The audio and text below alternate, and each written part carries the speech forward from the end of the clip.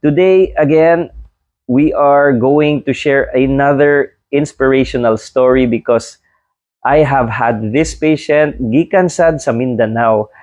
And ato lang ibutang sa pangalan na Ma'am Mer. Si Ma'am Mer is a teacher na nagalisod na gid siya. The first time I spoke with her, naglisod siya og kat-kat because as a teacher in a public school, it's very hard kay na may mga hagdan. Maghinay-hinay siya og saka sa hagdan kay iyang classroom is in the second floor. And the first time I saw her, naluoy gid ko, I made a note na, ma'am, ayaw lang sa pagsaka sa second floor kay grabe naman imong arthritis. Her knees were literally bone on bone. Nag-abot na gid ang bukog. And that means guba na ang cartilage, guba na ang meniscus, murag ligid sa sakyanan na wala na'y guma, nagdagan sa kalsada. And good evening, Ma'am Melanie Borses and Ma'am Venus Fajardo. Thank you for joining us sa atong Saturday Stories of Inspiration. And of course, I hope you guys are well. We are definitely, Ma'am Conchita Lim also, another loyal follower. We're already talking about our story. We'll call her Ma'am Mer. Ma'am Mer is actually a teacher also from Zamboanga City. She first consulted me last year, I think, if I'm not mistaken, early last year because sakit na gid kaayo.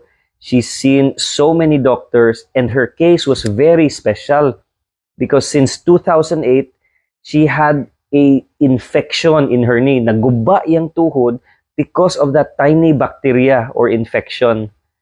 And when she had this infection, she had swelling, nihubag ang tuhod.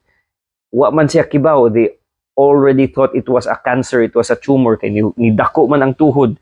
Dili na siya makapiko-piko sa iyang tuhod. It's really difficult if di ka kasaka, no? Sakit na ang tuhod.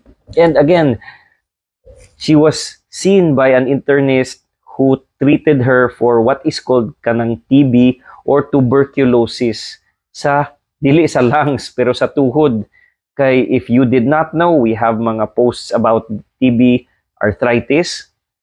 TB is not only in the lungs, it can be in the bones, it can be in the joints, and it can destroy your bones and joints, no? So what happened to Ma'am Mer is nag-TB arthritis siya sa iyahang left knee and that had to be treated by her internist. She was definitely treated for minimum of 12 months, dusi.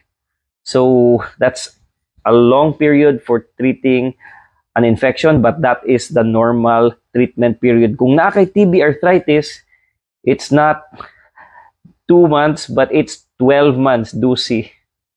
So thank you for your question, Ma'am Endad, for your mini stepper machine for osteoarthritis, FAI, and CAM impingement. We're going to get back to that question later. No? We're going to start with the stories of inspiration first, which is about Ma'am Mer. And later, we'll talk about mga questions. We're going to the chat group below. Definitely, ato nang tubagon inyong mga pangutana. So thank you so much for your questions. She was treated for 12 months, si Ma'am Mer in Zamboanga.